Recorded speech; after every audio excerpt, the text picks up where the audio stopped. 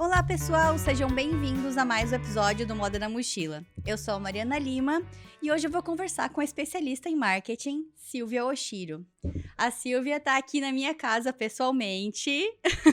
Depois da pandemia, isso é ótimo. Sim, e estamos aqui para mais um episódio em pessoa, né? Agora eu tô acostumada a fazer isso, já tô gostando de sair, eu fiz o primeiro episódio do Moda na Mochila na estrada, em Nova York, foi muito legal. Então, acho que agora, sei lá, né? Daqui a pouco me dá uma louca, aí eu largo tudo e vou viajar realmente o mundo, entrevistando as pessoas ao vivo. Ao vivo não, né? Gravado, mas entenderam o que eu quis dizer. Pessoalmente. Mas vamos lá. A Silvia, ela começou a estudar moda quando ela tinha 15 anos, mas ela teve que alterar a rota e acabou seguindo na publicidade.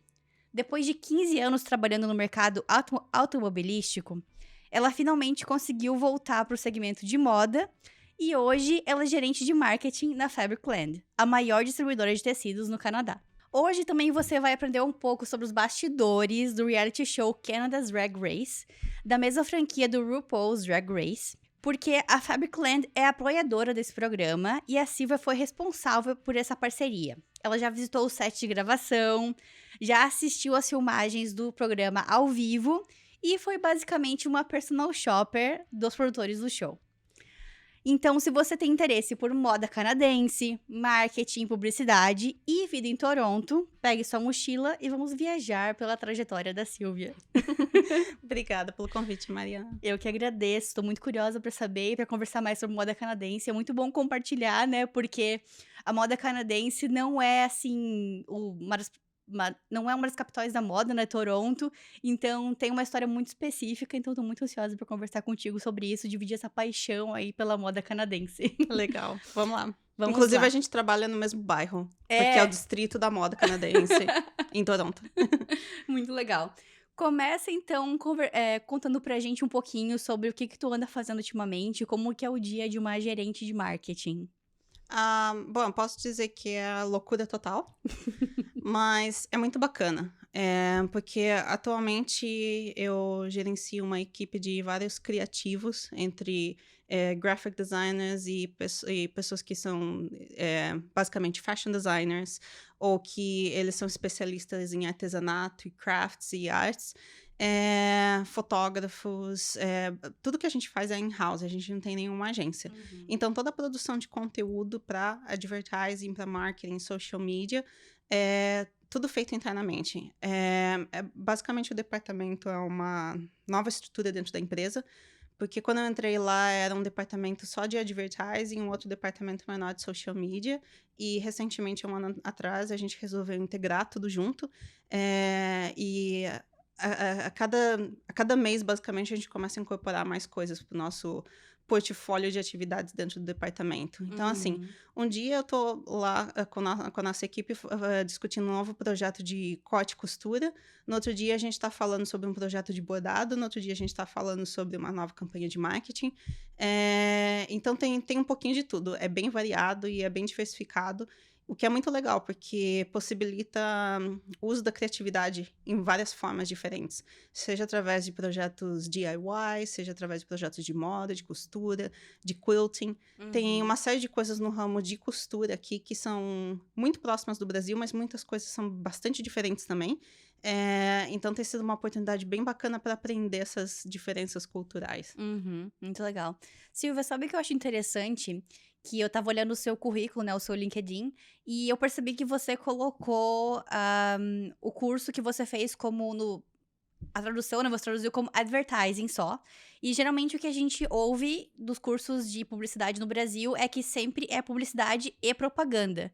E eu fiquei curiosa pra saber se o seu curso no Brasil foi só de publicidade ou também tinha propaganda. Como é que foi essa escolha do curso pra você? Tem vários cursos no Brasil que eles são publicidade e propaganda. Mas pouco tempo depois que eu cheguei aqui no Canadá e eu estava ainda no college, eu estava fazendo curso de faculdade aqui, eu fui descobrir que a palavra propaganda tem uma conotação extremamente negativa aqui.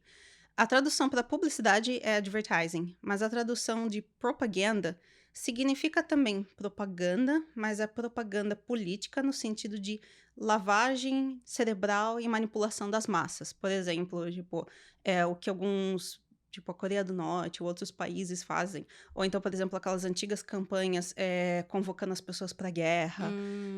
Ou existe até Uhum. um nível, assim, um pouco, assim, de discussão de, por exemplo, aquelas empresas de antidepressivo que vendem a ideia de uma vida feliz.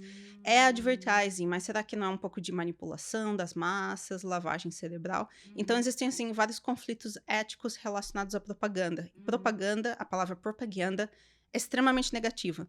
Então, eu basicamente arranquei tudo do meu currículo. Eu não falo mais que eu falo que eu fiz um curso de propaganda, porque senão as pessoas ficam meio que chocadas e sem Sim, entender. que isso? O E que que quando tá eu- ensinando no Brasil, né? Fica assim, aquele negócio. Exato. E quando eu tava no college, eu fiz uma matéria opcional que se chamava propaganda, porque eu achava que basicamente eu ia entender mais sobre publicidade, que era o meu curso aqui, né? Sim. E daí, quando eu tava lá, descobri que era uma aula assim, tipo, o meu professor era um sociologista Aham.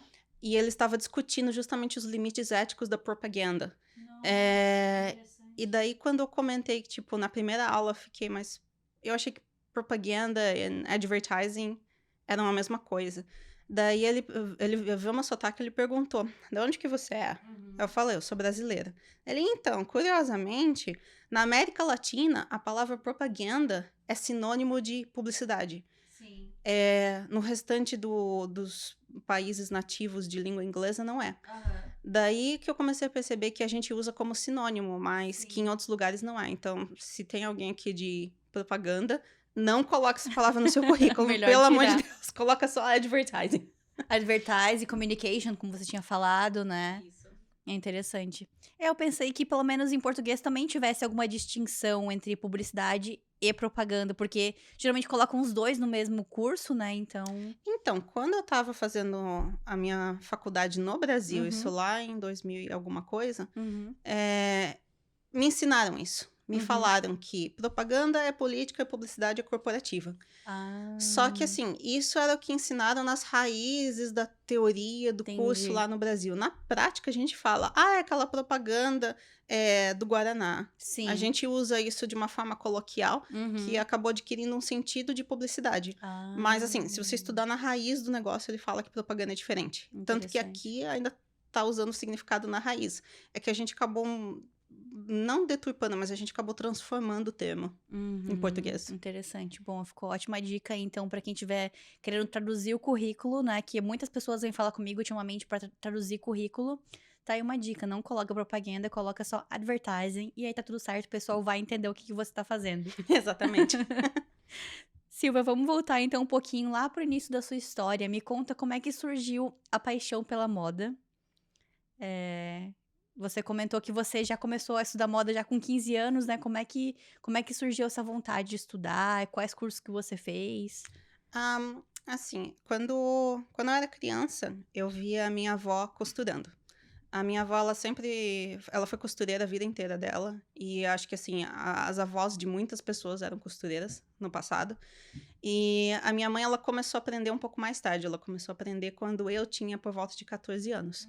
Aí eu me interessei também, eu achei legal, e eu entrei num curso de corte e costura, quando eu tinha 14 anos. Como a minha mãe viu que eu gostava e que eu tinha uma certa tendência, especialmente porque eu sempre gostei muito de desenhar. E quando eu era criança, eu desenhava desenho da Sailor Moon, esse tipo de coisa. Daí a minha mãe, ela via aqueles desenhos da Sailor Moon, ela via que eu gostava de corte e costura, daí ela falou, por que você não quer fazer um curso de estilismo? Desenho de moda, estilismo? Daí eu, tudo bem, vamos lá. E era um curso como se fosse um técnico, digamos assim, junto com o colegial. Aí eu estudei mais ou menos 2 anos nesse curso técnico de desenho de estilismo e moda. E na época eu fiquei fascinada pela área, porque eu desenhava todos os croquis, eu fazia as roupas. Daí a gente fez um desfile de formatura pro curso, que eu acabei eu mesma desfilando na época. Foi muito bacana, eu gostava muito. E eu já tinha o curso de corte e costura, então eu tinha uma boa noção. Assim, eu não fazia nada em relação à modelagem, por exemplo. Mas eu tinha uma boa noção de costura, mais desenho de moda. Só que ao mesmo tempo eu também estava explorando minhas oportunidades de carreira, já pensando na faculdade. E a minha irmã sugeriu que eu fizesse um curso de comunicação visual, que era basicamente assim, tipo, básicos, tipo, os essentials de design gráfico, tipo, Illustrator, na época era CorelDRAW, Sim, enfim. aham. não querendo falar que eu sou velha, né? Eu Mas aprendi enfim. CorelDRAW também. Aham, eu aprendi no ensino médio, no curso técnico de moda que eu fiz no Senai. E muita gente ainda usa CorelDRAW no Brasil. Mas depois que eu comecei a usar Illustrator, nunca mais. Não, é Abandonei um o caminho sem CorelDRAW. volta. E daí eu comecei a usar CorelDRAW e aprender mais nesse curso. E era um curso, assim, tipo, voltado um pouco para sinalização, tipografia. Era, assim, o básico de publicidade. Então, eu tinha 2 opções na minha mão quando eu tinha 17 anos de idade. Eu tinha um técnico de estilismo e moda e eu tinha um técnico de comunicação visual. E eu queria ir para a faculdade de alguma dessas 2 áreas. E eu estava até mais inclinada para moda em termos de gosto pessoal. Tu comentou que o teu pai também trabalhava na área têxtil, né? Isso, meu pai, ele trabalhou na indústria têxtil em Sorocaba metade da vida dele, mais ou menos.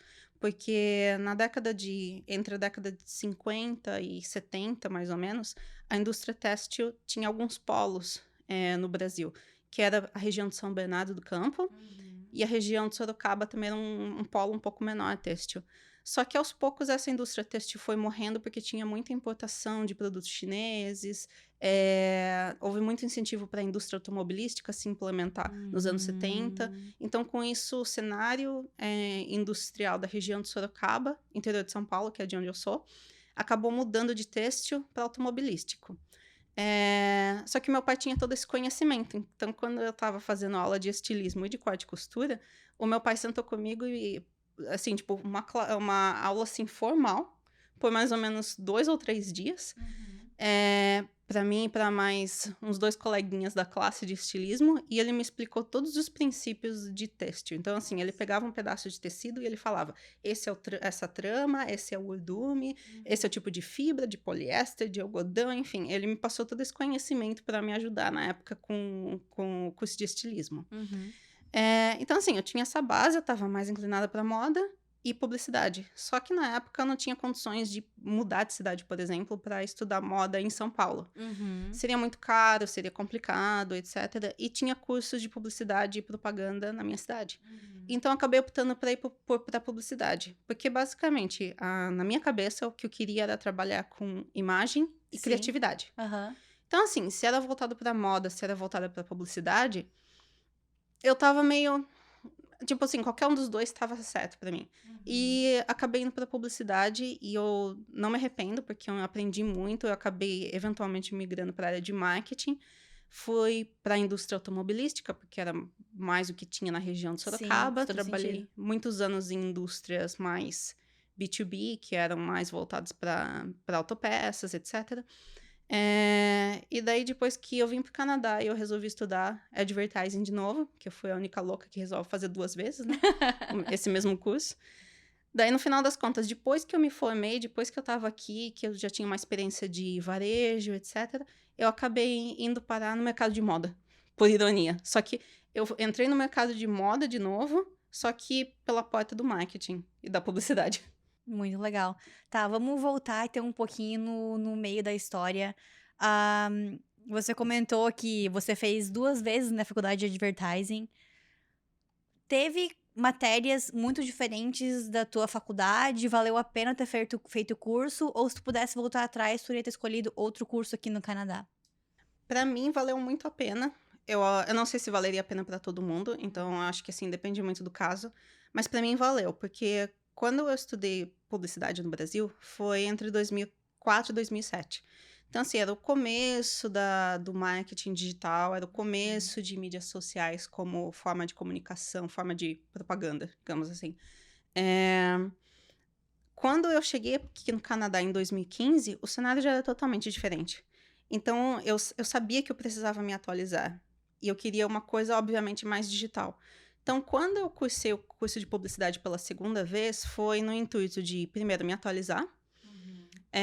E o curso especificamente que eu escolhi foi muito bom para isso, porque ele era mais pegado para tinha uma pegada digital. Mas eu também estava com o desejo de voltar para a área um pouco mais criativa, porque eu passei muito tempo no marketing, o que foi muito bacana, mas aquele desejo de ir para a área criativa estava sempre ali. E daí no curso que eu fiz o último ano era especializado em Creative, que era Art Direction, Graphic Design e Copywriter, que é basicamente redação publicitária, design gráfico e direção de arte.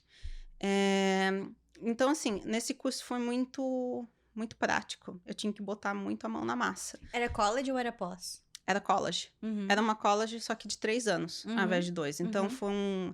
é um college que eles chamam de Advanced Program, porque é quase um bacharel, mas é um pouco mais curto. Então, eu tive, assim, uma base prática muito maior, sobre muitas ferramentas que eu não conhecia no Brasil na época. Ou que eu conhecia, que eu já tinha ouvido falar, mas que eu não tinha domínio. Sim, sim, sim. Legal, muito legal. Tá, então aí tu chegou no Canadá e até. Bom, primeiro vamos começar pela primeira pergunta, né? O que que te motivou a mudar pro Canadá? Eu acho que na época eu tinha. Acabei mudando aqui junto com família, e acho que na época a família que eu tinha tinha muito esse sonho de morar no exterior. E na época aquela primeira dúvida que todo brasileiro imigrante tem, né? Para qual país que eu vou? Sim. E daí eu comecei a pensar em vários prós e contras de vários países. Então, por exemplo, os Estados Unidos, é possível migrar legalmente? É, mas é muito mais difícil se você vai fazer isso em família. Tem muita gente que vai para os Estados Unidos solteira e daí acaba casando com alguém lá e fica, ou vai num visto de au pair, etc. Se você vai em família, você tem que fazer um plano de imigração em família também. Então, eu não queria ir para nenhum país que eu fosse ficar ilegal, ou que fosse muito difícil me inserir culturalmente, ou que eu não soubesse nada da língua.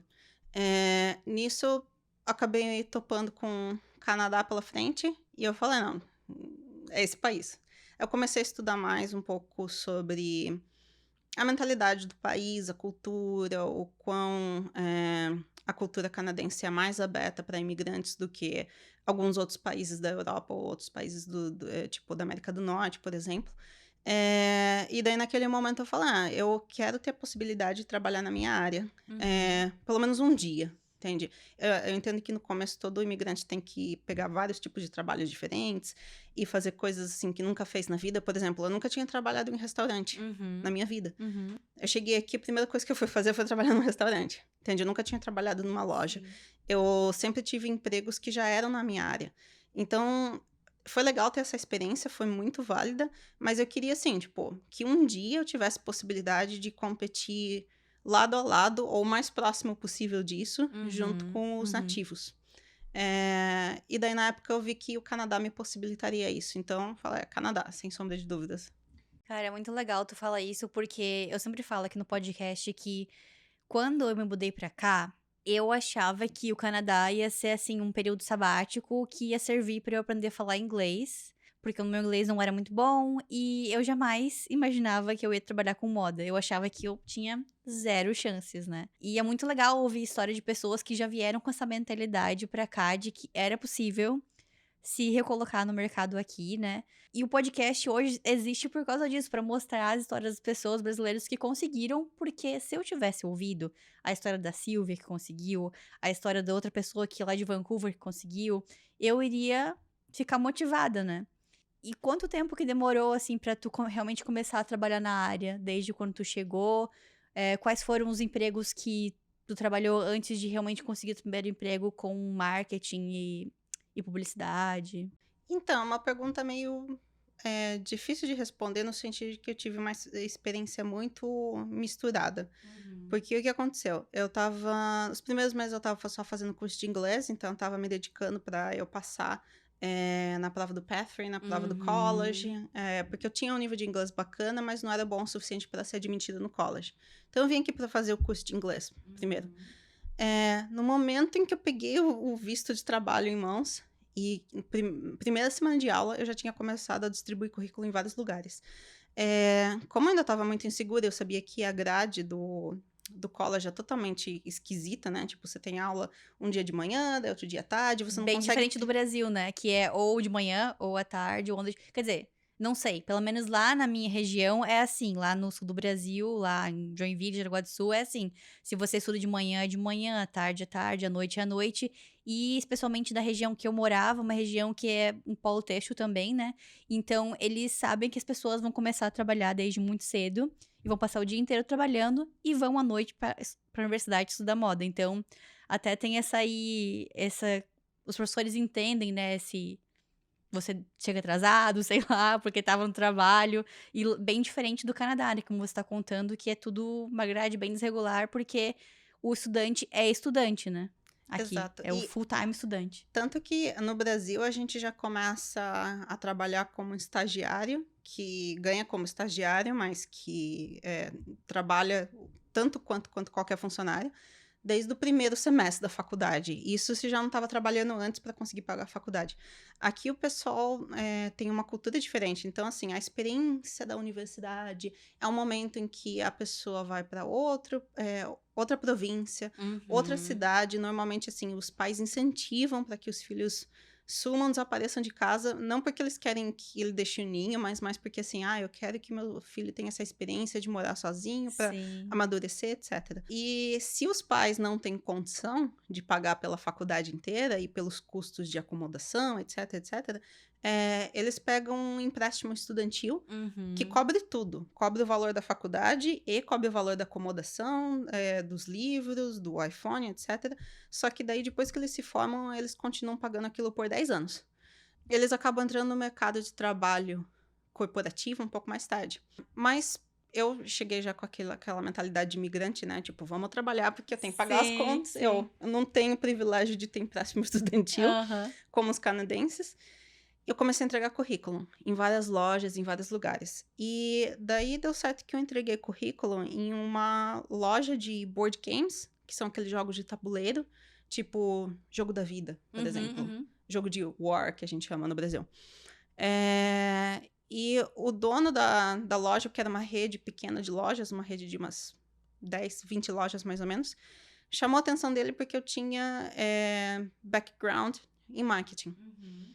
Daí ele me chamou para uma entrevista para trabalhar no café que ele tinha, que era um board games café, Uhum. que é um lugar que você vai e toma café e come pizza, mas você joga, porque tem uma biblioteca de jogos de tabuleiro e você joga com seus amigos. É bastante popular aqui. Eu não sei se tem no Brasil, deve ter, mas enfim, e daí ele acabou me chamando para entrevista porque eu tinha um background de marketing, mas ao mesmo tempo era uma vaga para trabalhar na loja. Daí eu fiquei meio assim, né? E falei, poxa, é uma oportunidade bacana, mas eu não sei exatamente o que eu vou ter que fazer.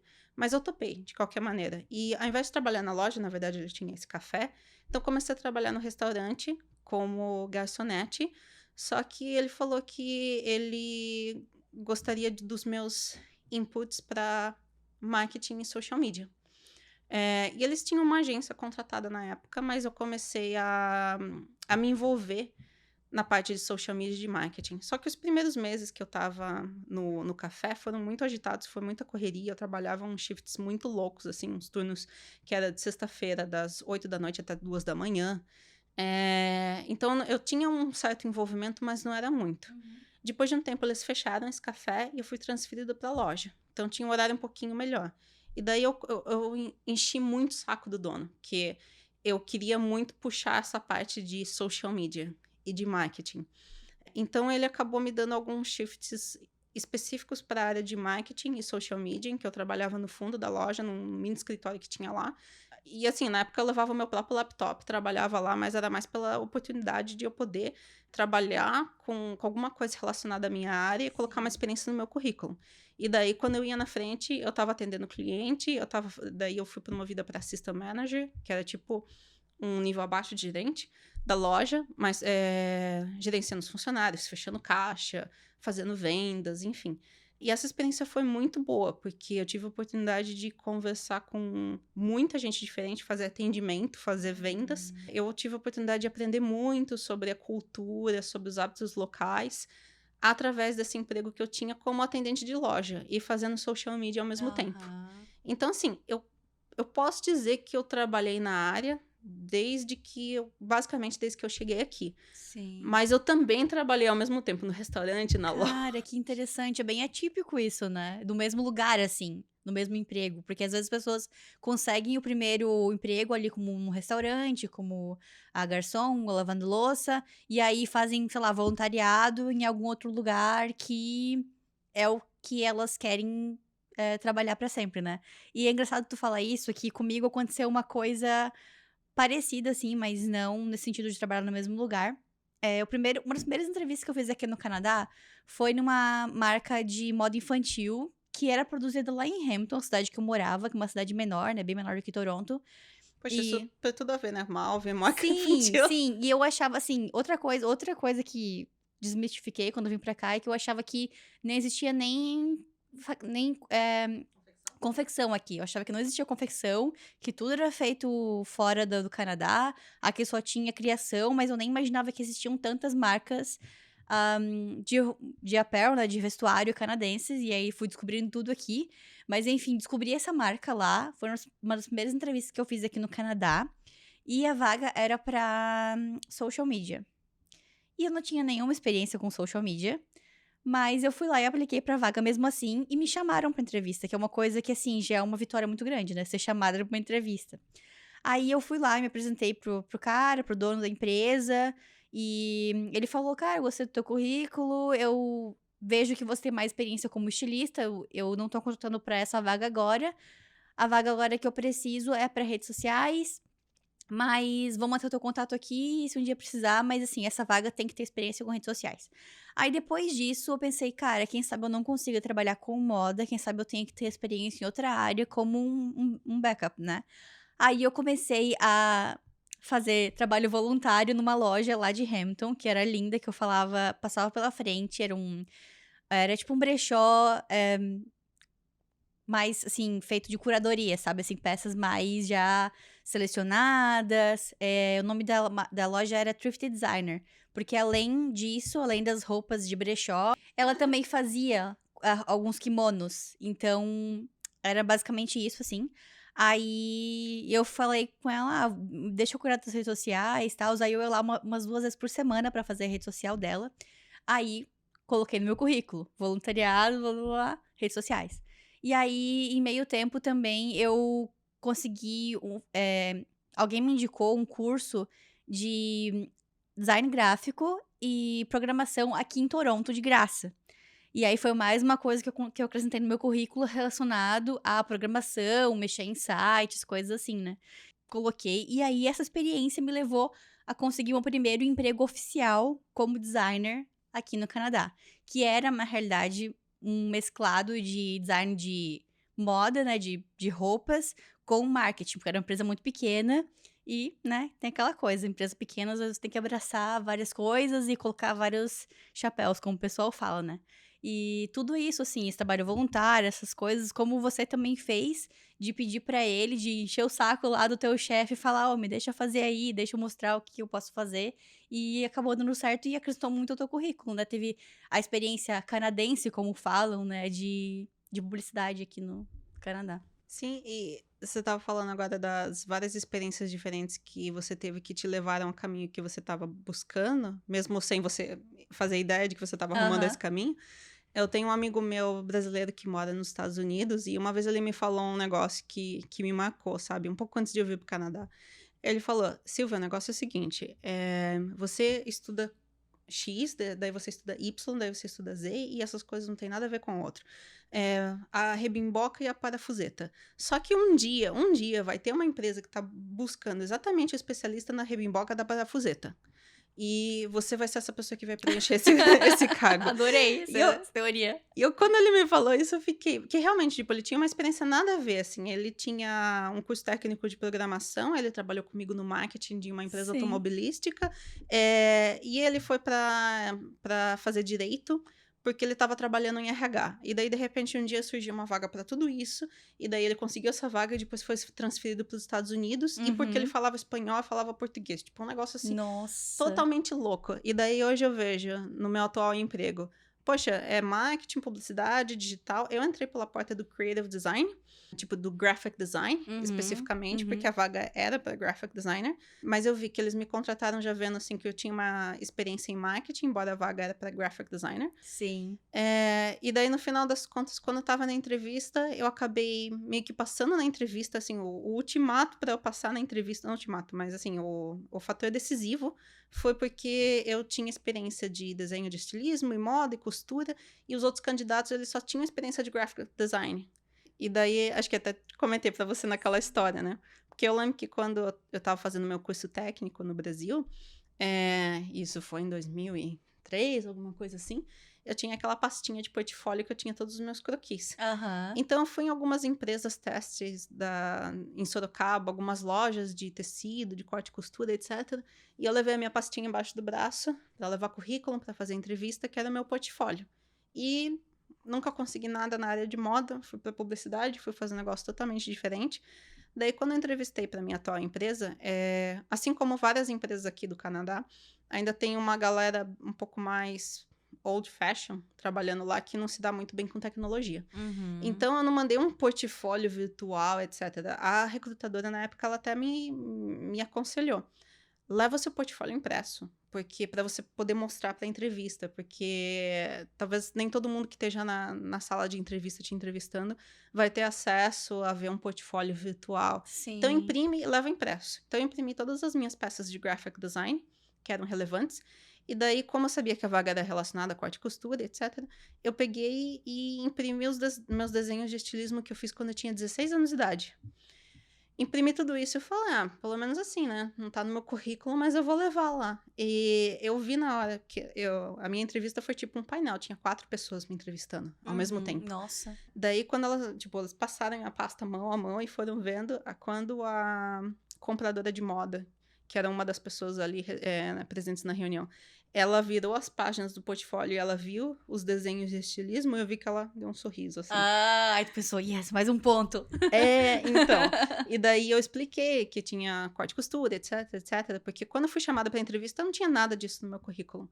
Eles me chamaram porque eu apliquei para vaga, liguei para recrutadora, etc. Porque eles estavam procurando para marketing, design gráfico. Mas daí, quando eu estava conversando com a recrutadora para fazer o primeiro filtro, e daí ela me falou o que era a empresa, e eu nunca tinha ouvido falar da empresa antes, porque eu não estava costurando aqui no Canadá. Aham. Daí foi a hora que eu falei, eu tenho curso de desenho, de estilismo, moda, corte e costura. E daí ela falou, ótimo, maravilhoso, perfeito, leva na entrevista, etc. Daí ela me passou para a próxima fase. Daí na entrevista na empresa eu levei e eu senti que, eu fiz teste também, prático, etc. Uhum. Mas eu senti que isso foi, de certa forma, um diferencial. Nossa, total, total. E eu acho muito legal também, que é muito importante que eu sempre falo aqui, que é relembrar a sua história, né? Porque às vezes esse curso de moda que você fez lá no passado ficou lá na tua memória e tu já nem lembrava mais que tu fazia ele, e aí não ia mencionar na entrevista e não ia ter esse diferencial, né? Esses dias não, algum tempo já, uma empresa me ligou que era para uma vaga de estilista de equipamentos técnicos. E aí eu aceitei conversar só para saber o que que era a oportunidade, quanto que era o salário, etc, fazer aquela pesquisa assim, né. Aí mas não estava interessada porque, sei lá, achei meio chato, assim, tipo, equipamentos técnicos de construção, sabe, tipo luva, essas coisas assim. E aí eu fui conversando com a mulher, tal e eu falei pra ela: "Mas sabe que eu já trabalhei com isso naquele meu primeiro emprego do Canadá, ah, como designer, era uma empresa que fazia uniformes esportivos. Então, alguns desses equipamentos de proteção, eles usavam um material que é um material chamado D3O, que é vendido por uma empresa lá da Inglaterra, que é, assim, conhecido mundialmente, mas que eu não conhecia antes de trabalhar lá. E aí eu mencionei isso pra ela e foi a mesma reação que a pessoa lá que olhou o teu croquis teve na hora, falou: "Nossa, perfeito, tá Que maravilha". unicórnio, né? Tão Aham, raro de encontrar e tem tudo aham. aqui. Então eu achei muito legal essa teoria do teu amigo aí da Regenboga no Parafuseta. Adorei essa dica, cara, é muito legal. E, enfim, aí então você mostrou os seus croquis lá e acabou conseguindo a vaga na Fabricland, que é a maior distribuidora de tecidos do Canadá, Sim. né. É o maior.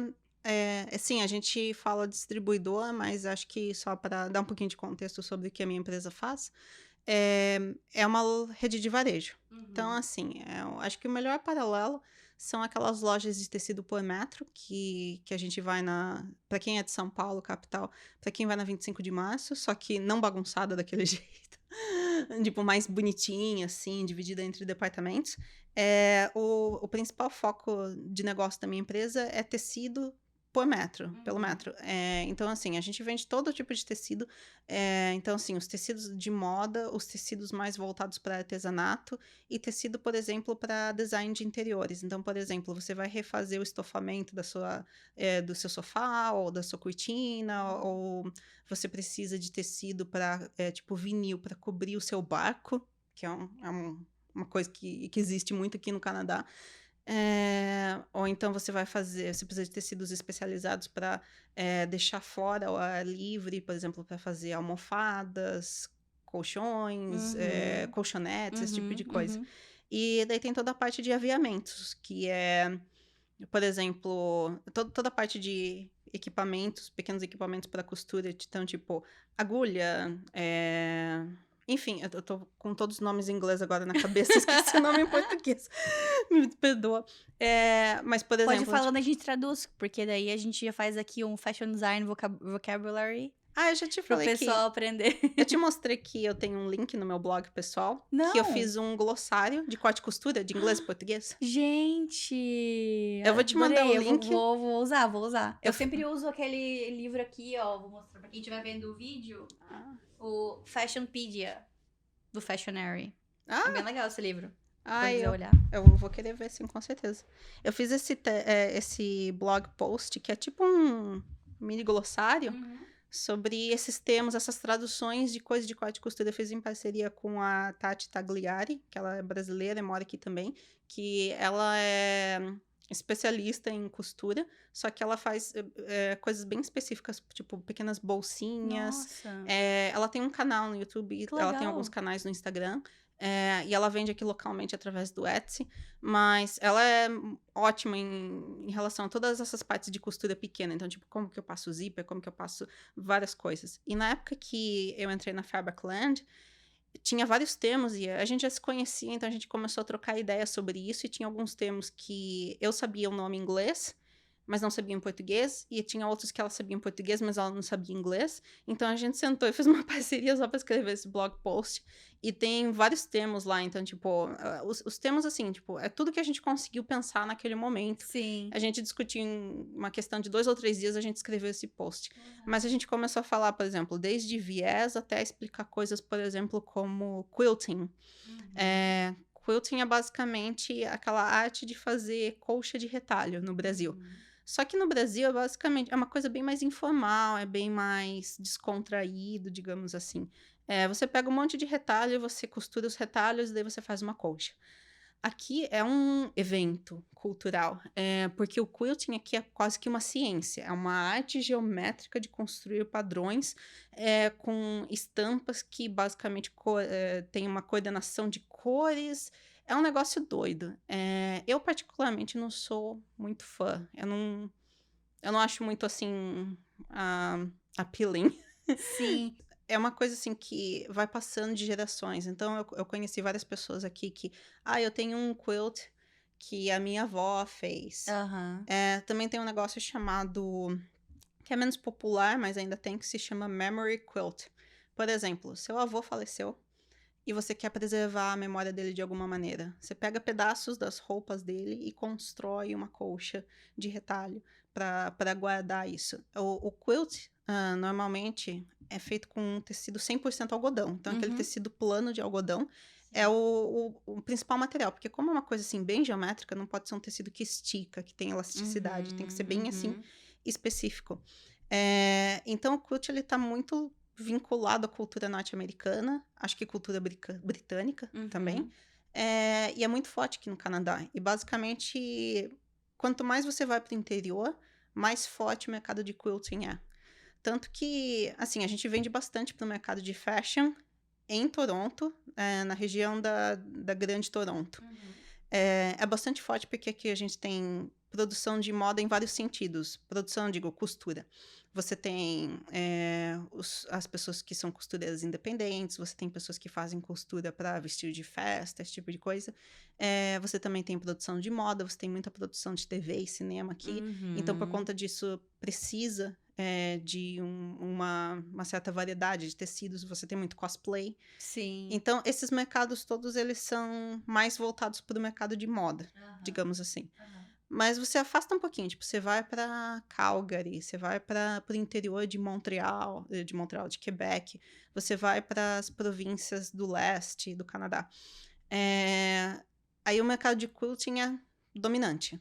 Interessante. A primeira entrevista que eu fiz aqui no Canadá, nessa foi realmente a primeira, foi uma vergonheira, gente. Eu tenho até vergonha de pisar naquele lugar de novo. Foi numa loja de tecidos lá de Hamilton, que era uma loja linda, linda, linda, maravilhosa. Se chama Needlework. E desde o Brasil eu já seguia essa loja no Instagram, porque essa loja, ela é tipo uma loja de tecidos com escola. Então elas têm todas as máquinas de costura, assim, uma atrás da outra, alinhadas. O espaço é muito lindo. E elas dão aula de costura lá, muito legal. E como você falou, é muito forte aqui essa questão, tipo, de esse mercado dos filmes, né?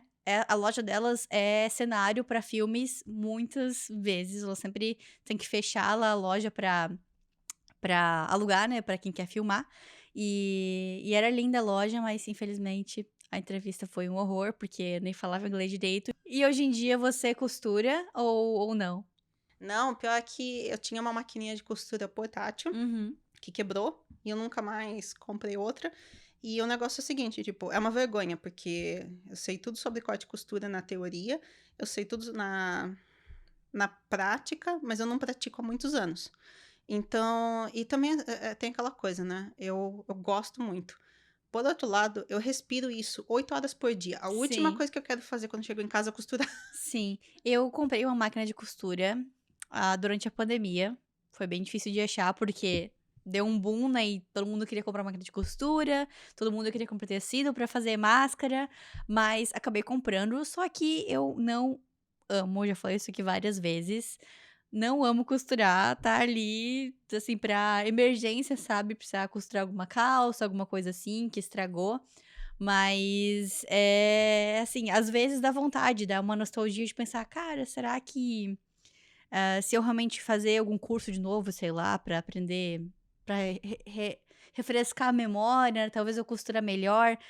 Até no último episódio que eu lancei essa semana, foi com a Laiana Aguilar, que é uma estilista lá de Nova York, e ela participou daquele reality show Project Runway, e ela costura muito bem. Ela faz vários vídeos no TikTok dela mostrando: "Ah, costurei esse vestido em 3 horas, em 4 horas", e são vestidos, assim, super complexos. E ela tem uma escola de costura, inclusive para crianças, lá em Nova York. Então eu fico naquela assim: "Cara, será que se eu tivesse, sei lá, será que se eu refrescar a memória e fazer um curso de novo, será que eu não vou ter mais prazer?" Porque já aconteceu com uma amiga minha, que já passou pela faculdade de moda, pelo curso técnico de moda, e agora depois de 10 anos foi refazer o curso e gosta, sabe.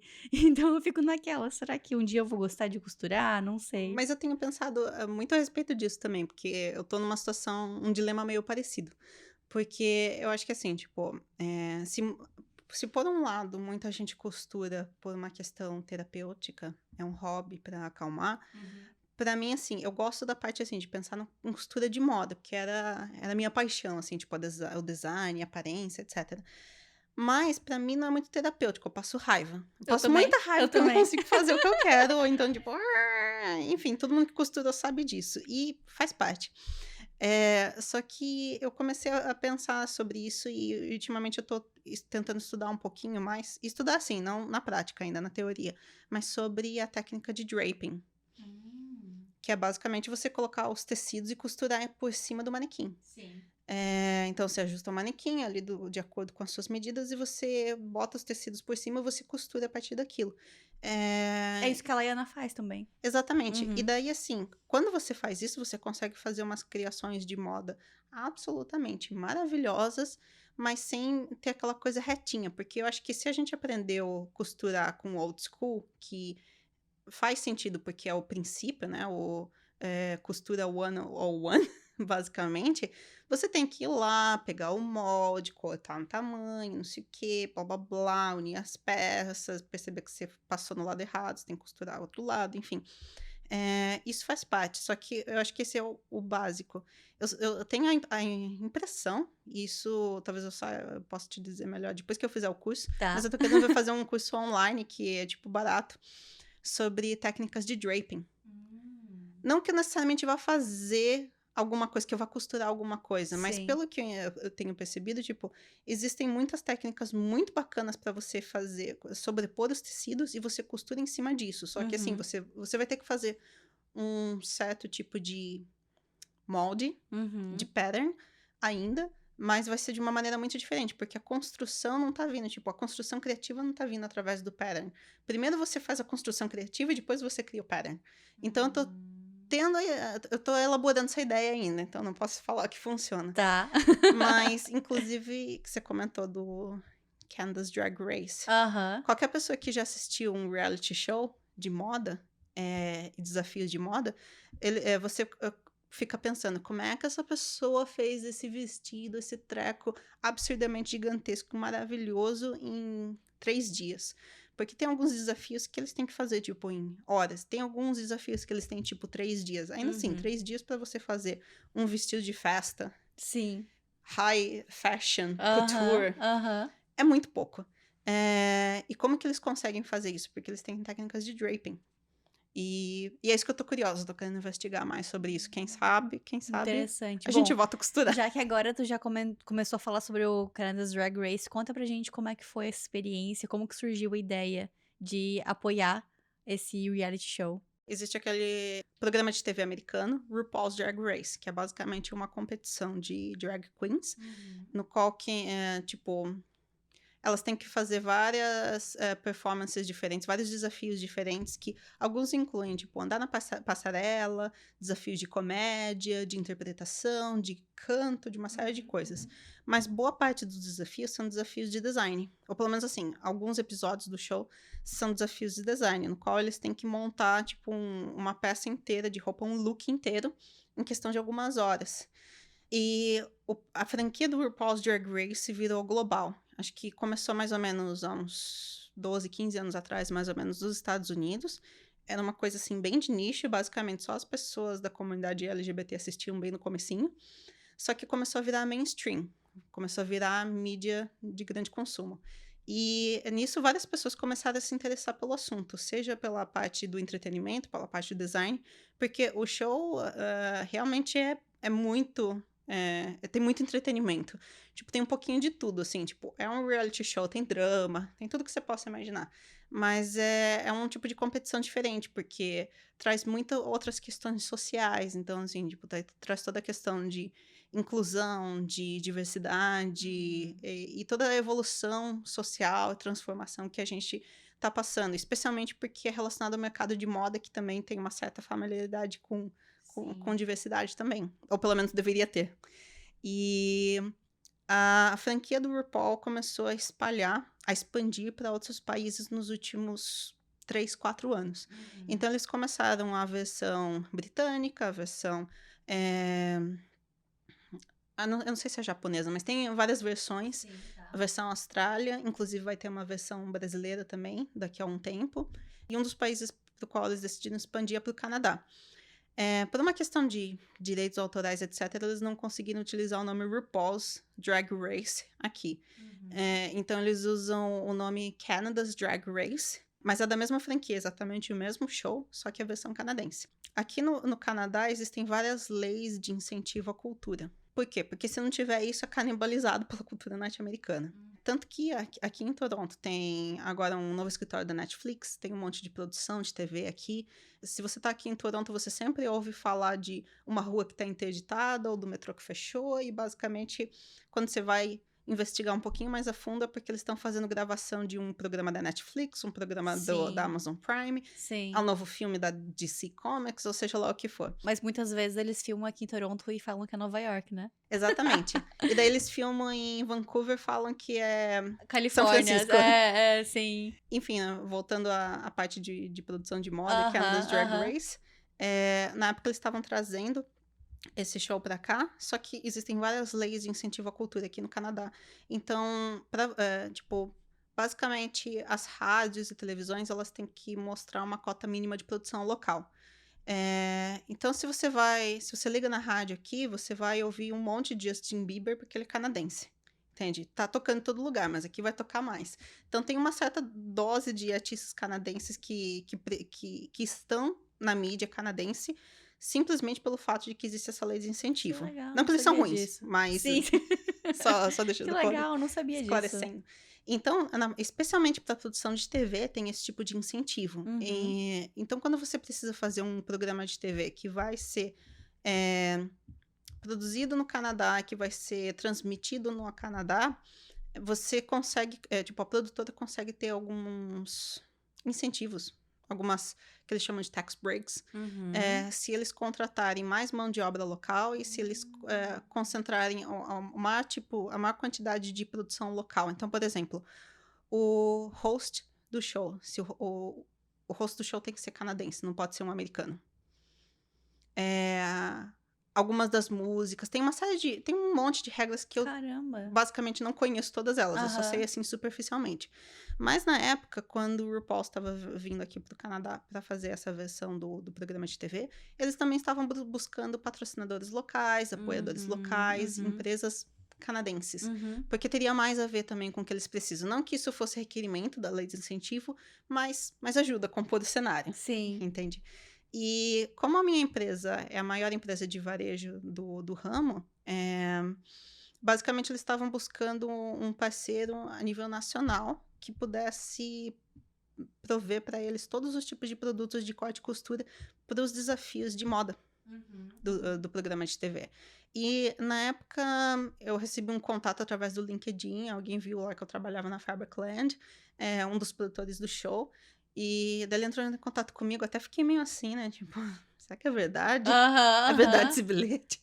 E eu fiquei meio assim na dúvida, só que eu vi toda a proposta, daí eu conversei com eles, tive reunião presencialmente, e na época foi um negócio assim, era ultra top secret, porque o programa era totalmente, tipo, era sigilo total.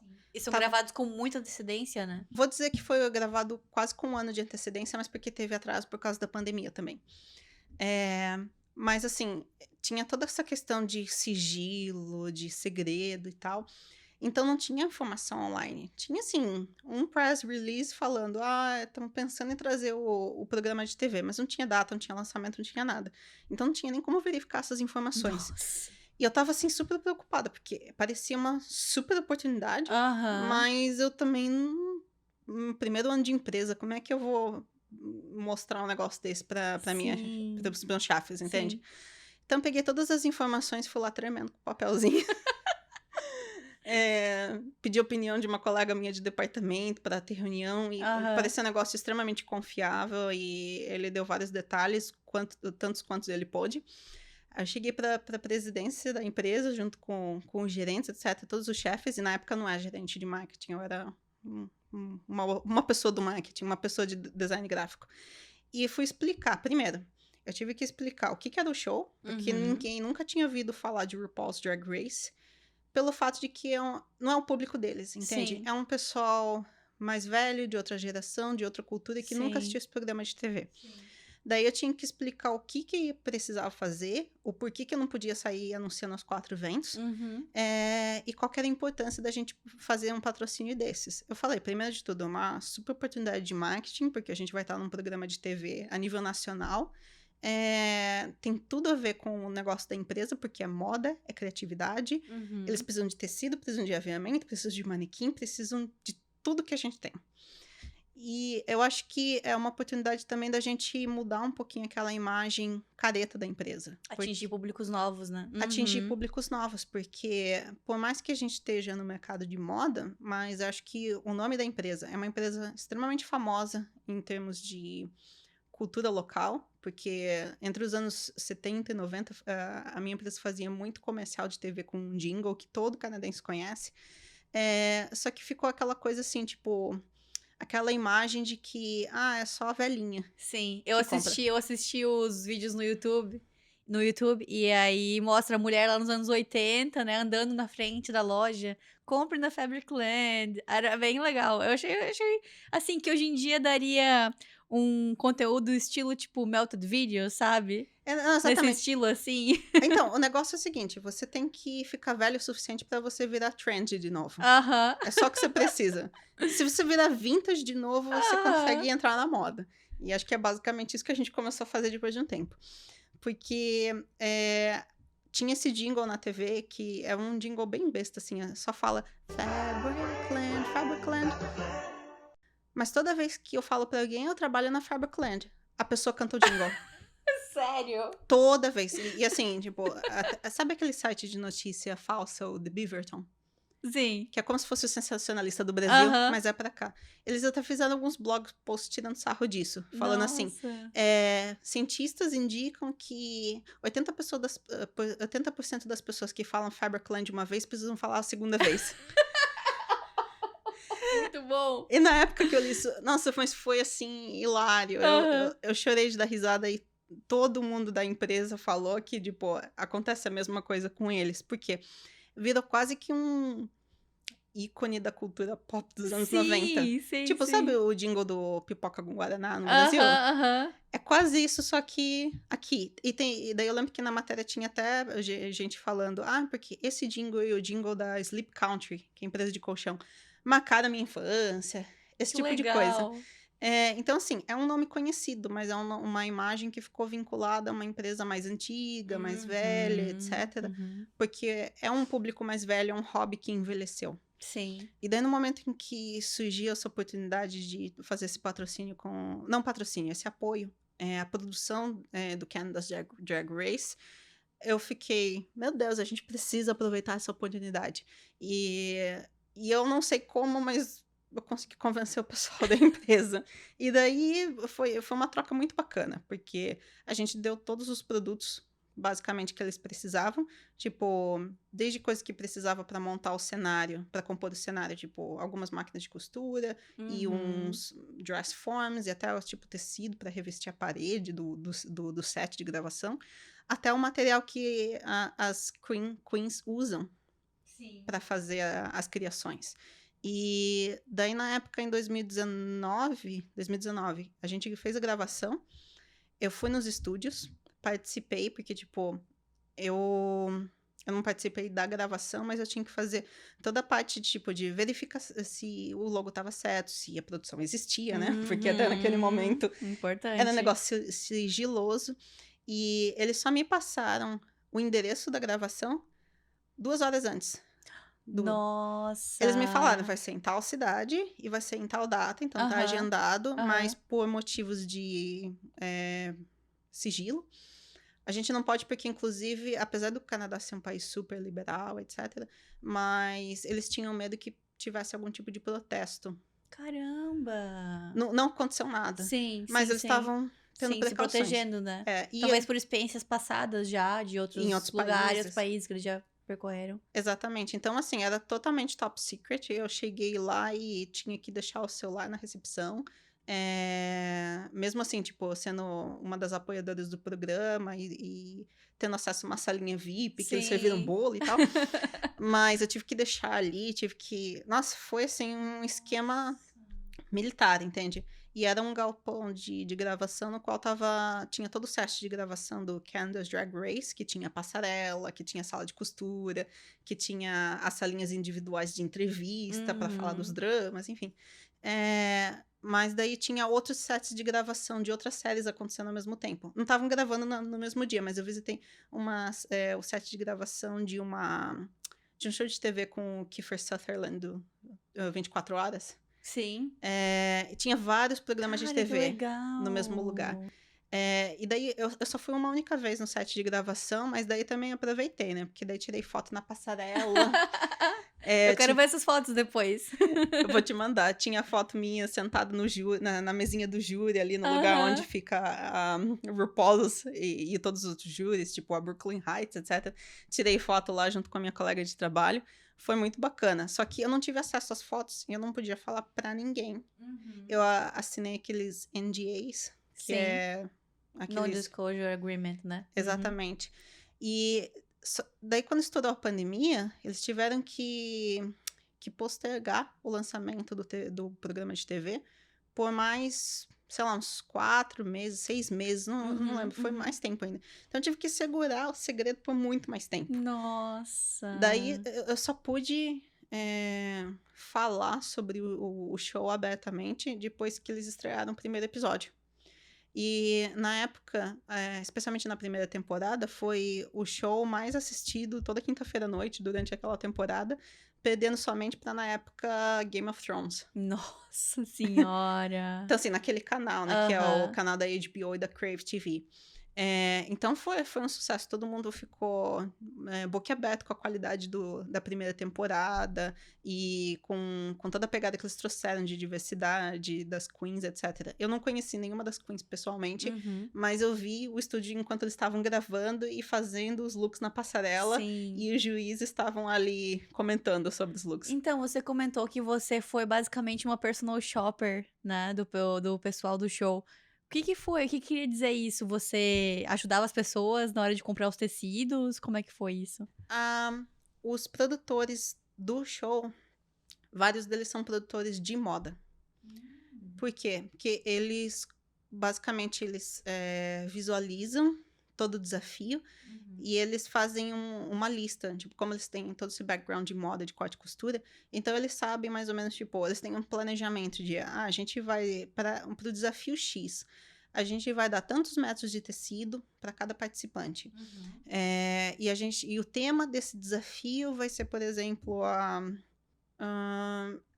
tem vários temas, é que agora eu não lembro agora todos os desafios. Mas, sei lá, o tema dessa vez vai ser um desafio de bailarina com materiais canadenses, tipo, representando a cultura canadense. Então, tipo, estampa de hóquei, umas coisas assim. Então, já planejando nisso, eles davam uns kits, ou então eles deixavam uma parede com rolos de tecido da nossa empresa disponíveis. Então, assim, tinha alguns momentos em que eles dão... Quem assistiu o show conhece. Ou eles dão uma caixa com cortes aleatórios de tecido. Então, os participantes têm que usar criatividade para usar aquele tipo de tecido. Ou, às vezes, eles fazem aquele negócio, tipo... Ó, tá aqui, ó. Todos os tecidos, todos os materiais. Corre para pegar o melhor tecido. Então, esses produtores de moda, eles tinham em mente todos os desafios, eles estavam planejando os desafios de design, que daí tinha outros produtores de TV, ou... Eu não conheço os outros produtores, mas basicamente para ver o desafio de desfilar na passarela, os desafios de humor, etc. Mas daí esses produtores de moda, eles estavam encarregáveis pelos departamentos de fashion, ou então tinha outro que estava responsável pelo set, então ele precisava de alguns dos materiais que a gente vendia para a parte de cenografia, e outro assim, tipo, só para a parte de aviamentos e a parte de estrutura de costura. Então, esses produtores foram comigo e com mais algumas pessoas dentro da empresa para uma das lojas, e eles ficaram escolhendo, tipo, e assim, eles não podiam me dar muita informação sobre o que ia ser o desafio, mas eles explicavam assim, mais ou menos em linhas gerais. Olha, o desafio eu preciso de cores tais, de tecidos tais e tal e tal. Às vezes eles tinham que obrigatoriamente explicar o que era o desafio para que eu pudesse ajudar eles a escolherem, porque as nossas lojas são gigantescas. Então, tinha, tipo, material literalmente até o teto. E demora muito tempo para eles entenderem, tipo, qual material que tem, onde que tá, qual seção, etc. Porque a gente tem mais de 50 mil tipos de produtos diferentes. Como eu tô em contato todo dia, eu sabia o que era o programa de TV e eu tinha uma ideia do desafio pelo que eles estavam me falando. Então, eu basicamente ia lá e falava, então o briefing que você tá me passando é que você precisa dessas cores de tecido. Que nem, num dos últimos episódios, que agora tá sendo transmitida a terceira temporada, exatamente agora. E um dos desafios que eles fizeram no penúltimo episódio, eles deram pela primeira vez uma quantidade de cortes iguais para todos os participantes, do mesmo tecido. E eu lembro que eles deram um corte de tecido na cor azul, outro na cor roxa e outro na cor preta. Então tinha tudo, tinha sequins, tipo tecido de lantejoula, tinha tecido de pena, tinha tudo quanto é coisa diferente. E daí, na época, eles quando eu estava ajudando eles a escolherem esses tecidos, eles me falaram, eu preciso dessas cores, essas paletas de cores, quais são os tecidos que você tem disponíveis dentro disso e que tenha tal característica. E depois de algumas temporadas, a gente percebeu, por exemplo, que a maior parte dos participantes, eles não estavam usando os tecidos de lantejoula, que a gente achou que eles iam amar. Mas por quê? Porque é muito difícil de costurar com eles, de última hora. Então, tinha muitos deles que estavam indo para tecidos ainda com um pouquinho de elasticidade, mas nada assim, muito difícil de costurar. Então, assim, a gente tinha que avaliar isso a cada temporada do show. Foi aprimorando, que legal. Aprimorando. A Laiana, que é a estilista que eu entrevistei semana passada, que participou do Project Runway, eu já vi ela uma vez comentando que no Project Runway, alguns desafios eles davam dinheiro. Tipo, você pode construir um vestido com $100. E aí, como ela já costurava antes de fazer o Project Runway e já frequentava as lojas lá de Nova York, ela pedia desconto, porque ela já era uma cliente conhecida. E aí, outros participantes ficavam com raiva dela, falando: gente, não, que isso, tu tá roubando aí, não pode pedir desconto. E ela: gente, mas por que não pode? Falaram que não pode? E aí, ela conseguia, assim, mais se dar bem, sabe, nessa questão. Silva, vamos falar agora sobre o Brains. Eu não falei na introdução, gente, esqueci de falar disso, de colocar mais isso no currículo da Silvia. Mas ela também foi uma das fundadoras do Brains, que é um grupo que eu já mencionei várias vezes aqui no podcast. Quem ouve mais tempo já sabe, né? Eu já entrevistei também o Lípcio Carvalho, que eu descobri ele através do Brains. E o Brains é um grupo de networking para brasileiros de áreas do marketing, da comunicação, do design. Que mais, Silvia? O Design UX, design gráfico. Recentemente a gente abriu um pequeno grupo de produção audiovisual para fotografia e animação 3D. Analytics, basicamente tudo relacionado à comunicação e marketing. E o Brains, eu sempre falo muito aqui, porque, assim, ele ajuda muita gente, me ajudou bastante também. Eu participo hoje em dia muito no grupo do WhatsApp, que não é pra tipo, o mundo todo, né? Hoje é mais pra quem realmente tá no Canadá e quer trocar ali informação, tirar dúvidas sobre a área. Mas eu sei também que vocês têm outros canais pra ajudar, né? E fazem palestras virtuais, às vezes. Mas eu queria saber hoje como que surgiu a ideia do Brains lá. Quando que vocês lançaram? Eu não sei exatamente quando que aconteceu. O primeiro encontro que a gente teve do grupo foi em fevereiro de 2017. Foi uma história mais ou menos assim. Em 2015 eu cheguei aqui no Canadá e eu não tinha ninguém para conversar a respeito da área. Não tinha quase ninguém na época que era brasileiro que trabalhasse na área que eu conhecesse. E através dos grupos eu perguntava desesperadamente na comunidade brasileira: tem alguém aqui? E não tinha ninguém. Eu, nossa, tô sozinha aqui. E eu senti isso porque eu sou meio que obcecada por traduções. Traduções de palavras, tipo glossários.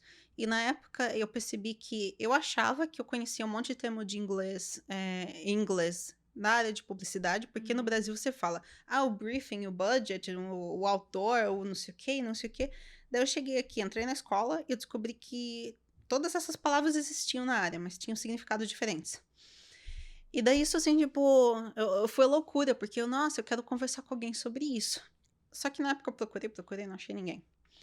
Daí eu já tinha me conformado. Aí em 2016 eu encontrei uma pessoa aqui que estava no college, tentei fazer uma primeira reunião do grupo e a gente fez assim, tipo, 4 ou 5 pessoas mais ou menos. Só que todo mundo tinha acabado de chegar no Canadá. Eu era mais velha de Canadá, que eu estava aqui fazia 1 ano. Todo mundo tinha chegado aqui fazia 2 meses. Então ninguém tinha muito assim, certeza do caminho profissional que ia seguir. Sim. E eu mantive pouco contato com eles naquele momento. Daí, em janeiro de 2017, a Cíntia, que é a outra co-founder do grupo também, ela entrou na comunidade brasileira geral e ela perguntou: gente, eu sou da área de marketing, acabei de mudar para Toronto e quem mais aqui é da área? Daí eu vi que várias pessoas responderam, daí eu, eba, tem mais gente. Daí a gente formou um grupinho no WhatsApp e tinha, sei lá, umas 20 pessoas, mais ou menos. Bastante? O que era bastante, porque pra sair de 0 pra Uhum, 20 em questão de uhum. 2 anos, eu já fiquei, e daí na época eu já conhecia 2 ou 3 pessoas, conhecia a Fabi também, que é outra co-founder, e daí a gente tinha lá 20 pessoas. A gente começou a trocar ideia, marcamos um primeiro encontro no restaurante em fevereiro. E daí era isso, era um grupo de WhatsApp, como sempre, né? É sempre um grupo de WhatsApp com brasileiro. E a gente começou a trocar ideia e tal, daí assim, eu conheço mais alguém aqui, eu conheço mais alguém que chegou e não sei o quê. E no comecinho, a gente adicionava várias pessoas diferentes, porque não tinha necessariamente um critério, só que daí a conversa virava para imigração e não tinha foco da área. Daí a gente começou a tentar limitar um pouco só para as pessoas que já estão aqui, para ter um foco mais Uhum, produtivo, um nível um pouquinho uhum, mais avançado. uhum. Aí, a partir do momento que a gente chegou num certo nível, a gente viu que tinha potencial e daí a gente sentou juntas e resolvemos, digamos assim, formalizar o grupo, tipo, criar um nome, fazer uma coisa um pouco mais sólida em termos de redes sociais e, eventualmente, a gente começou o programa de voluntariado, mídias sociais, e daí a gente viu que a gente conseguiria atingir outros públicos também, se a gente fizesse palestras online, se a gente gerasse conteúdo em mídias sociais, porque daí as pessoas que também estão no Brasil poderiam participar e poderiam ter contato com esse conteúdo. Daí, quando a gente foi ver, a gente já tá com 500 pessoas. Eu sou muito fã, porque como você falou, assim, é muito organizado, é sem fins lucrativos, mas vocês têm site, vocês, como falou, já fizeram vários eventos já, que eu já participei, já fizeram eventos também em pessoa, né, e vão fazer outro agora, então é muita dedicação, assim, é muito tempo de várias pessoas, né, porque foram quantos fundadoras tiveram? 4. 4, é muita gente, e aí agora tem outras pessoas que também vão surgindo, né, que estão com mais tempo e querem ajudar e querem participar. Então eu sou muito fã do Brains. Inclusive, eu estava conversando com a Silvia, ah, que faz um tempo já que eu tô querendo e várias pessoas estão pedindo para fazer um grupo de conversa para criar uma comunidade no Moda na Mochila para trocar ideia, sobre moda, sobre freelas. E, inclusive, eu fiz ali no Instagram do Moda na Mochila uma enquete perguntando qual seria a melhor forma, né? Se seria Facebook, Instagram, WhatsApp. Ganhou o Telegram. E eu tava conversando com a Silvia, ela me deu umas dicas aqui que, quem sabe, eu vá fazer esse grupo no WhatsApp. Então, fiquem ligados aí nos próximos episódios, que eu vou dar o update pra vocês. Mas eu acho que agora, depois de conversar contigo, 90% de chances que vai ser no WhatsApp e não no Telegram. O WhatsApp ele é um pouco mais democrático, todo mundo tá mais presente, mais ativo, então eu percebo que a gente consegue ajudar mais os membros, e aí os membros conseguem mais ajudas através do WhatsApp, porque a troca de informação é mais dinâmica. Então, assim, eu sou uma das mais conversadoras no grupo de WhatsApp. Então, toda vez que eu tenho uma dúvida sobre alguma coisa da área, ou alguma curiosidade, eu vou lá no grupo e pergunto. Ou então até mesmo, por exemplo, eu estava contratando por uma vaga, eu mando no grupo, o pessoal consegue compartilhar entrevistas, vagas. Outro dia eu estava com uma dúvida assim, em relação à discussão de salário. Joguei no grupo, várias pessoas começaram a dar insight. Então, assim, eu sinto que a troca nesses grupos é bastante interessante, porque, sei lá, tem gente que vai fazer perguntas sobre por que meu anúncio no Instagram não tá funcionando, qual que é a ferramenta que vocês usam para atingir um público XPTO, até, por exemplo, o anúncio da empresa X não é tão legal, ou é legal por causa disso, entende? Sim. Então, tem conversa, assim, numa gama, assim, num range muito grande de assuntos. Eu já usei o Brains até pra recrutar modelo. Quando eu tava precisando de modelos de prova, porque eu era estilista de moda infantil, né? Eu perguntei lá no Brains, e aí, gente, alguém tem filho aí de idade tal e tal? Usei até pra isso, né? Eu lembro Não disso. sei se poderia fazer, mas tava fazendo. Podia, especialmente porque a vaga é relacionado à parte tipo de. Como é que eu vou explicar? É produção visual, no final das contas, porque Sim. você tá querendo modelo. Não interessa se isso vai ser para social media, se isso vai ser Aham. para advertising, mas tá dentro da área. Ainda mais agora que a gente tem um grupinho de audiovisual também, então tá Sim, tudo muito certo. legal. Silvia, se você pudesse voltar atrás, tem alguma coisa que você teria feito que você acha que tinha te ajudado mais ainda? Por que que eu pergunto assim? Porque eu sempre falo que eu tô muito feliz com onde eu tô hoje, e que se eu tivesse feito alguma coisa diferente no passado, iria mudar completamente onde eu tô, quem sabe a gente não estaria aqui conversando agora. Mas, essa dica é mais pra quem quer seguir um caminho parecido com o teu, e basicamente isso, assim, o que que você acha que iria te ajudado a crescer mais ainda? Eu não sei se é necessariamente algo que teria me ajudado a crescer mais, mas acho que assim, se eu tivesse um conselho que eu pudesse dar para alguma pessoa que está tentando mudar de país, seria vá o quanto antes possível. Não porque, eu quero fugir do Brasil, não. Mas pelo fato de que idade conta, o seu ânimo muda também depois dos anos. Quanto antes você vai, você tem mais chances de migrar, você tem mais possibilidades. Mas eu digo no sentido de não espere muito, vá o Sim. quanto antes possível.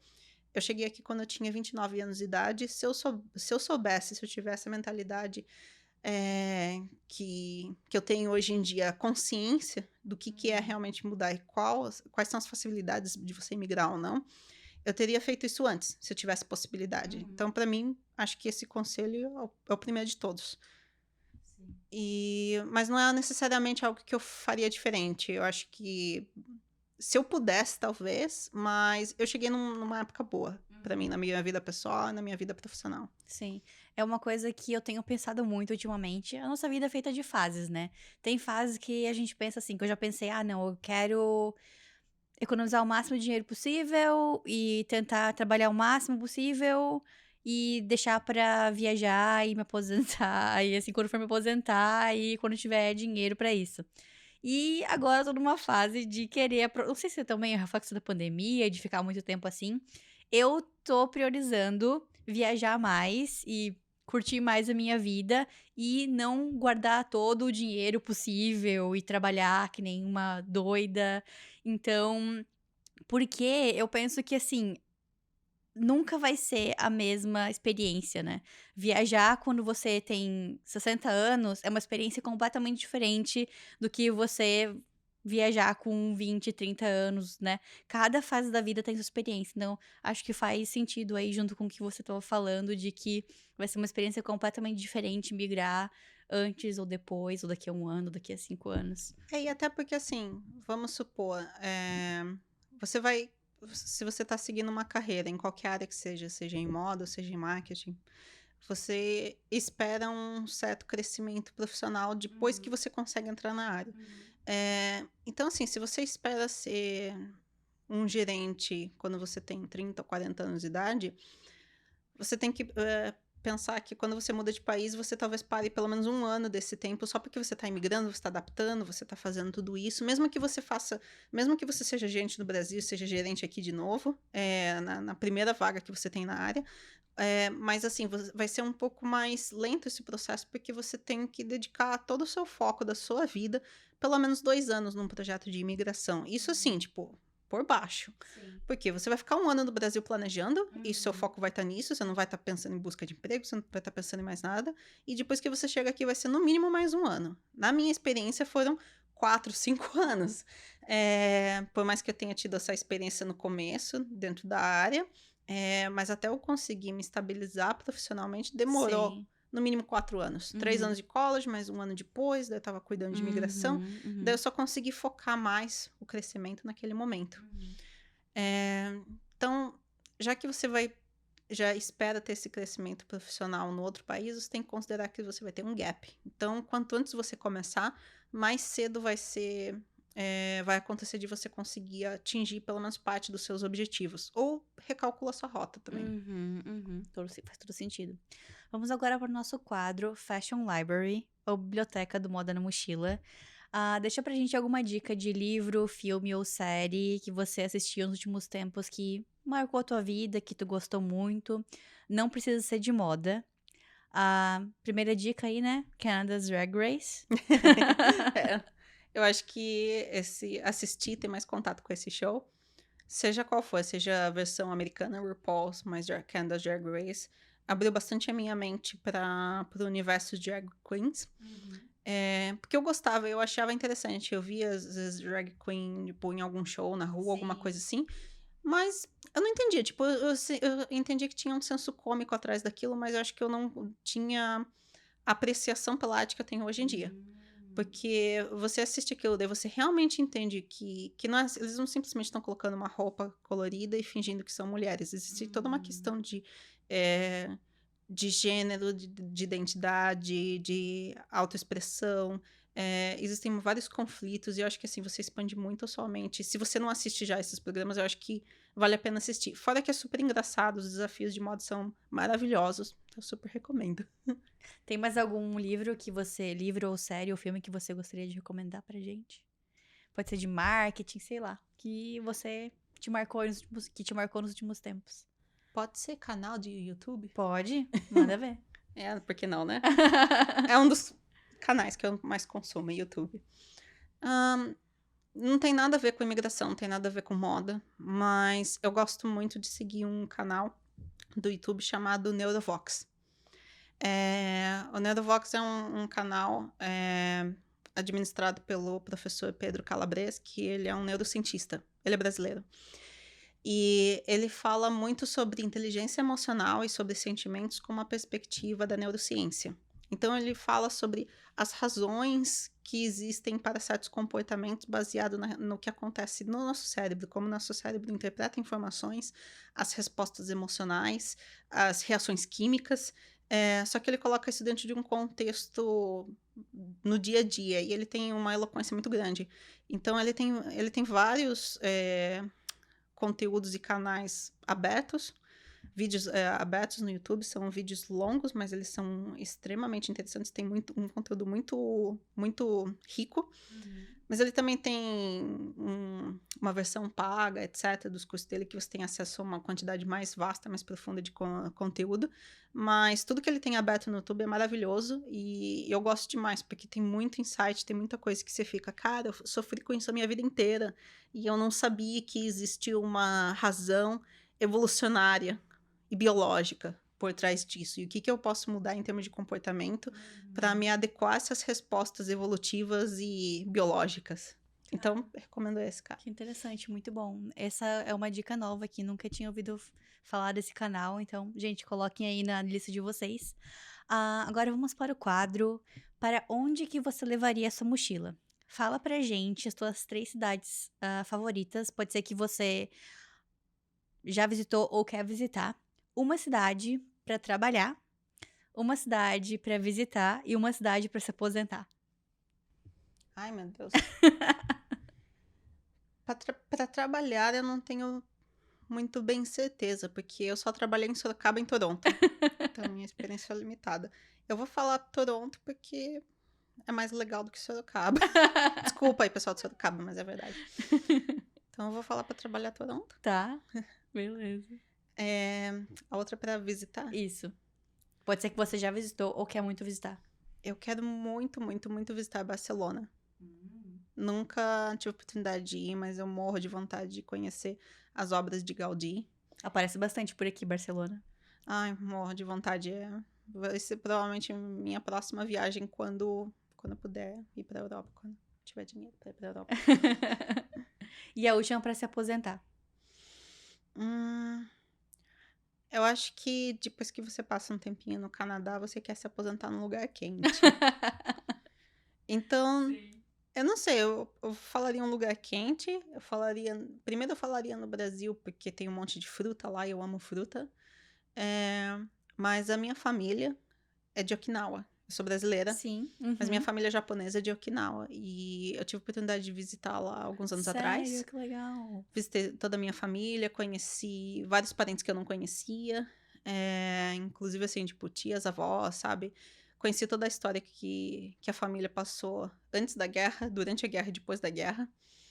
E Okinawa é basicamente o Havaí japonês. E lá eles também têm um monte de fruta, tem uma série de coisas, assim. Foi tão engraçado, porque eu sempre ouvi falar que o clima em Sorocaba é muito parecido com o clima de Okinawa. Mas assim, eu vi isso quando eu era criança, nunca parei pra pensar nisso. Tudo que eu sabia é que a minha família é japonesa, ponto final. Mas eu acho que eu não tinha muita noção de que Okinawa era uma cidade tão tropical, porque é uma ilha no meio, tipo, bem ao sul do Japão, perto de Taiwan, etc. Daí, quando eu tava planejando a minha viagem, eu comecei a pesquisar mais, etc. Daí, quando eu cheguei lá, primeiro dia que eu tô lá, eu me senti no quintal da minha avó, em Sorocaba. Por quê? Tinha chapéu de praia pra tudo quanto é canto, que nem tem em Sorocaba, em vários lugares, inclusive tinha no quintal da minha avó, japonesa. Aí o mesmo tipo de bolô que tinha no vaso, era o mesmo bolô que tinha em Okinawa. Umas coisas assim tão bizarras, tipo, nossa, eu tô em Sorocaba. Okinawa é a cidade do Karate Kid, Exato. Como é que é o Mr. nome? Miyagi. Do Mr. Miyagi, sim. Exatamente. E assim, é Japão, mas parece um pouco China, porque a origem da ilha de Okinawa, tipo, da população de Okinawa, foi muitos séculos atrás, com a dinastia chinesa. Daí foi incorporado ao Japão, só que tinha contato com a Coreia, tinha contato com várias culturas asiáticas diferentes, porque era um ponto em comum no meio do Oceano Pacífico. Eu tenho um mapa ali do lado, depois a gente confere. Desculpa, deu branco agora. Acho que é Pacífico. Enfim, e Okinawa acabou sendo o lugar assim mais diverso do Japão. Apesar de ser japonês, e hoje em dia todo mundo fala japonês, mas na época tinha um outro dialeto, tem uma outra escrita, tem uma arquitetura que lembra bastante a arquitetura chinesa, inclusive, mas é japonês. Então, não sei se eu me aposentaria lá, mas eu talvez passaria um bom tempo lá, porque é um país de primeiro mundo e parece uma praia do Havaí. O meu sonho é conhecer o Japão, mas eu tava indo naquelas óbvias, né? Tóquio, etc. Mas vamos lá, né? Quem sabe dou um jeito de incluir no roteiro aí algumas outras cidades, tipo Okinawa, porque é pequeno, né? Então, quem sabe seja fácil de acesso, não sei. Vou pesquisar, gente. Não é muito caro, não. Tipo, você consegue bom, pelo menos há 5 Então, anos atrás, quando eu fui, conseguia voos relativamente baratos saindo de Okinawa, de Tóquio para Okinawa. Só que é melhor se você comprar diretamente na companhia aérea do que você tentar fazer os trechos de conexão. Silva, pra quem quiser entrar em contato contigo, qual que é a melhor forma? Pode entrar em contato comigo através do LinkedIn. Eu tenho o meu blog pessoal também. Meu blog pessoal tem... Tipo, não tem nenhum tema. Eu escrevo absolutamente sobre tudo. Tudo que me dá na telha. Se eu quero escrever uma poesia, eu escrevo. Se eu quero escrever sobre Canadá, eu escrevo. Tem muito tema, muitos blog posts relacionados à cultura canadense. Porque é uma coisa assim que me fascina entender, tipo, a cultura brasileira através de entender a cultura canadense. Ou cultura norte-americana, nesse caso. Até vários glossários, por exemplo. O glossário de corte e costura, o glossário de marketing, o glossário de publicidade. E várias coisas relacionadas a, tipo, a marketing e comunicação em geral. Então, tem o meu blog pessoal e tem o meu LinkedIn também. Muito bom. Adorei. Então, muito obrigada por ter aceitado o meu convite. Obrigada a você. Obrigada, adorei. Muito bacana. Eu sempre acompanho o seu podcast, eu sempre assisto os episódios. Acho muito bom. Ai, que legal. Gente, então mandem suas perguntas pra Silvia sobre trabalhar com tecidos, trabalhar com moda, com marketing aqui no Canadá. Se vocês quiserem mandar uma pergunta pra mim, o Instagram é @modanamochila. E se você chegou até aqui é porque você gostou do episódio, então dá um like nesse vídeo e se inscreve no canal. E a maioria das pessoas que ouvem a gente, ouvem pelo Spotify. Então, no Spotify também tem o botão de seguir o episódio e dar 5 estrelas. Então, vai lá dar 5 estrelas pra gente. Beijinhos e até a próxima!